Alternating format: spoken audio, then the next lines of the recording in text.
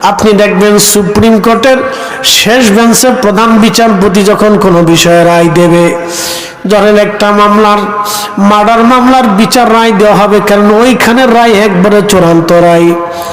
ফাঁসির আসামি হবে সে, ফাঁসির কাস্টে থেকে ঝুলানো হবে।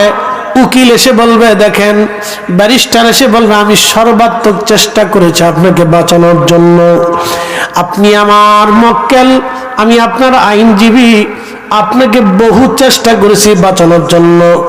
রায়টা এখন বিচারপতি দিবে, বিচারপতির রায়ের কাছে আমার কোনো বক্তব্য নাই। তখন ওই আসামি মায়ের কথা বলে যায়, বাবার কথা বলে যায়, দুনিয়ার কথা বলে যায়, সব কিছু সে ওই সময় ভুলে যায়। বাজান রে, ওই আসামির তখন এমন হালত হয়ে যায়, সে দুনিয়ার আর কাউকে চিনে না। সে একটাই চিন্তা, বিচারপতি কি রায় দিবে, এরা